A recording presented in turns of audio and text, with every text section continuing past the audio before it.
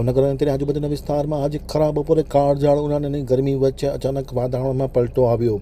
હળવા વરસાદના ઝાપટા પડતા વાતાવરણમાં ઠંડક જોવા મળી. અચાનક વાતાવરણમાં પલટો આવ્યો. ગાજવીજ સાથે વરસાદ પડી રહ્યો છે. સતત અડધીથી પોણી કલાક સુધી ભાવનગર શહેરમાં ઝરમર વરસાદ પડ્યો. હવે જોઈએ ભાવનગર આમતક ન્યૂઝ બ્યુરોમાંથી અજય બુદેલિયાનો એક વિસ્તૃત અહેવાલ. હવામાન ખાતા દ્વારા માવઠાની આગાહી કરવામાં આવી છે અને ક્યાંક ને ક્યાંક વાવાઝોડાની પણ આગાહી આવતા દિવસોમાં થઈ રહી છે. ત્યારે આજે ભર ઉનાળામાં કાળઝાળ ગરમી વચ્ચે ભાવનગર શહેરમાં વાતાવરણમાં પલટો આવ્યો હતો. વાતાવરણમાં પલટો આવ્યા બાદ અચાનક કાળા ડિબાંગ વાદળાઓ છવાયા હતા. વીજળીના કડાકા અને ભડાકા વચ્ચે ધીમી ધારે વરસાદ શરૂ થયો હતો. વરસાદ શરૂ થવાને કારણે વાતાવરણમાં ઠંડક પ્રસરી હતી.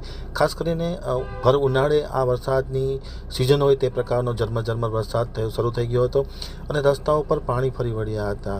હવામાન ખાતાના જણાવ્યા અનુસાર વાતાવરણમાં પલટો આવવાનું કારણ છે તે અચાનક જે પવનના ફેરફારના કારણે આ વાદળાઓ છવાયા છે અને વરસાદી વાતાવરણ જોવા મળ્યું છે. હજુ પણ 2-3 દિવસ આ પ્રકારનું વાતાવરણ રહેશે.